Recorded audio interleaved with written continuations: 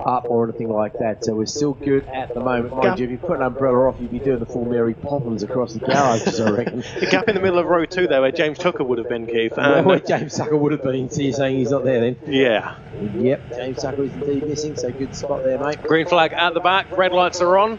All eyes on those lights, out they go, and pretty equal start from the front row there. Click it into second gear, and it seems to be Ben Round that's got the momentum. Here is it, Adrian Kershaw looks for the inside.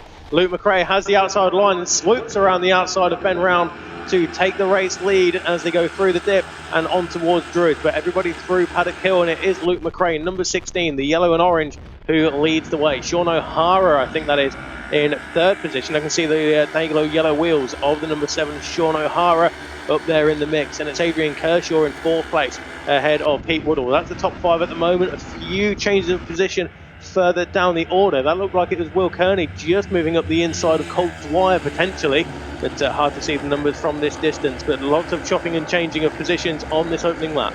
Luke McRae, of course, wants the perfect start to the year. The man who finished so close, yes, last year in the championship. You can't get any closer than 1 point, but for somebody to move from 7 to 6 to claim that solitary point, I have to say, slightly unlucky there for Luke McRae, especially as he did lob it in the race as well. He looked like their clear favourite going into the last round, but unfortunately it didn't work out for him. He did miss the first 2 rounds last year, and what he wants is a perfect start to this year, because in 8-9 laps time, that's exactly what he could have. It will be 100 points in his little bag. However, there's been some other good point scorers over the weekend. Obviously, none as spectacular as his, but nonetheless, every single point counts here and there. But 100 points going home with 4 gold medals on your dashboard, that would be a brilliant way to start for our deposed champion. Behind him, though, and it's quite a way behind him already, because he's opened up a gap in the second and a half on the opening lap. Round, O'Hara, Kershaw are absolutely going at it. These 3 are going to be the story of this race as they try to gain a slight advantage over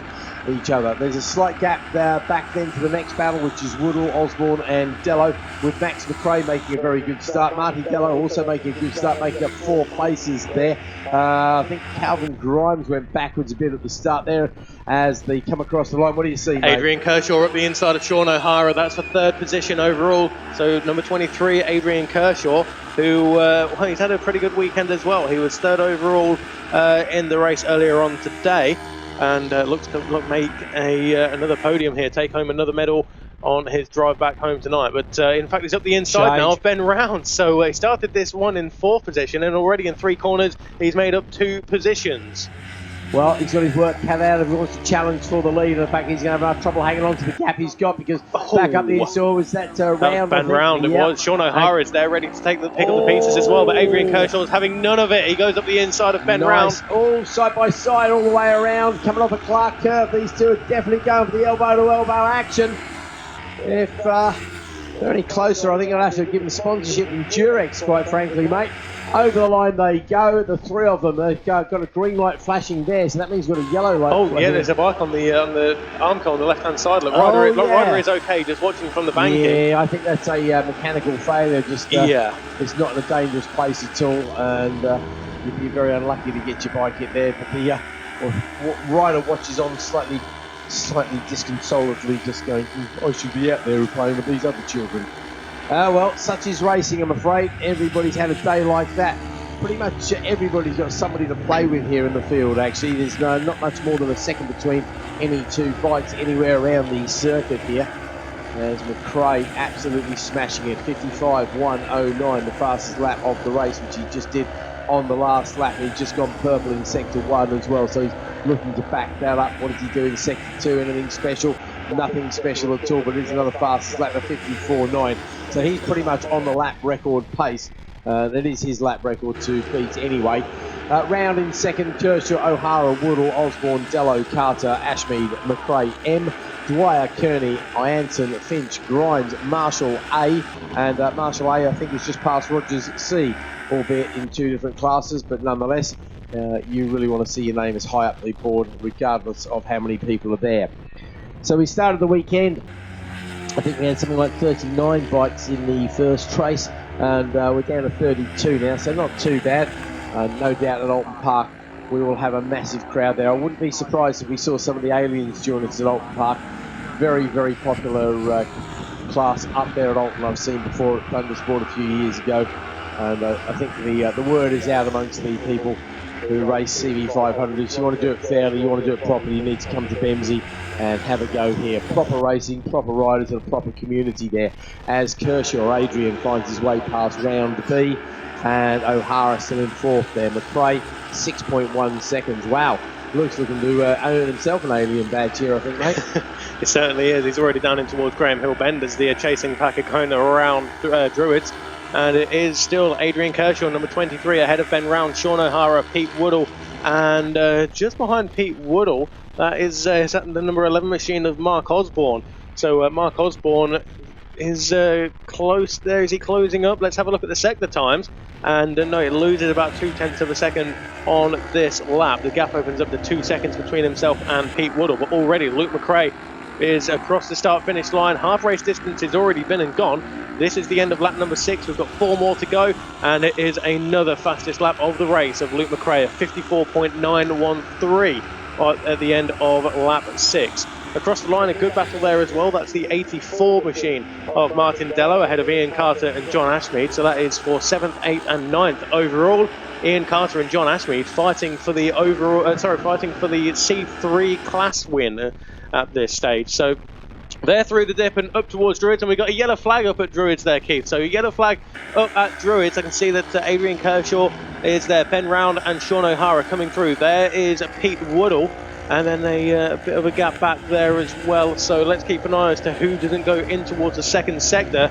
And that's obviously the giveaways coming through. Oh, there we go, you got a name there. Mark Osborne, unfortunately, we mentioned that it seemed as though he may have been closing on Pete Woodall, but he's up there at Druids, I'm sorry to say. Not in the right direction, he's closing now, unfortunately for him. Oh well, such is life, Mark. Hope to see you again at Alton Park as McRae counts it down once again, 54.727. He's just going fastest lap after fastest lap here today, isn't he? He is, 54.727 is not too far away from his lap record of a 54.631, less than a tenth of a second away. I know, he's maybe he's trying to do it again just to really seal the deal. He's set lap records in 2 of the races so far, so he'd like to make it 3 and really just go for it brilliantly. Certainly nobody else is looking threatening at all around here at the Brands Hatch circuit. We'll have to wait and see if he can carry that sort of momentum over to the next round at Alton Park, but it's a cracking start to the season. Maybe Dan North is going to play the game of turning up a little bit later this year. We'll have to wait and see how that transpires. I can see the recovery van getting ready to go out and do some recovering. They've had a busy old weekend as the recovery crews. We've got Kev Higgerty in one van, and we've got Family Button in the other van. Oh, side by side across the line. That was Round and O'Hara, and O'Hara pulling out of the slipstream there. I think he got the lunge into Paddock Hill, if I'm right. Was that Kershaw and Round? Kershaw and Round, maybe. You think so? It looked like O'Hara actually there. Separated by less than 500. Round. Yeah, that's what I got. No, I got it right. Luke McRae is on the bottom straight, heading towards Surtees, and we've got 1.5 laps to go. Adrian Kershaw in second position ahead of Sean O'Hara, and then Ben Round, who is in 4th place. So you're right, it was O'Hara and Ben Round fighting for that 3rd and 4th position. Of course, Luke McRae leads the way in the C2s. Adrian Kershaw leads the way in the C1s, and C3s it is Ian Carter with less than a tenth of a second advantage over John Ashmead. So we'll keep a close eye on their progress. But coming around clearways once again, in fact already in towards Paddock Hill Bend and through the dip, is Luke McRae. There goes Adrian Kershaw, and Sean O'Hara is within a tenth of a second almost of Adrian Kershaw on this final lap. So we do only have 1 more lap to go.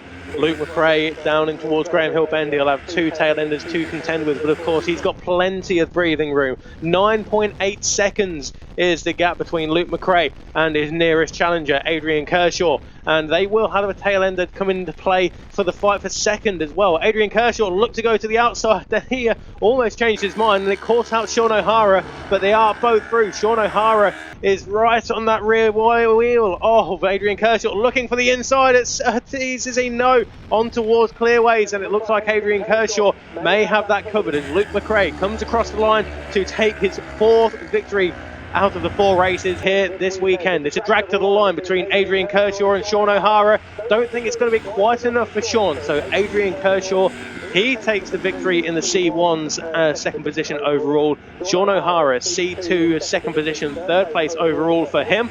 As it's close there between Martin Dello and Ian Carter, who does hold on to the advantage over John Ashmead. Looks like Calvin Grimes came into the pits a few laps ago, unfortunately, but Luke McRae 11.1 seconds at the end of the race over Adrian Kershaw.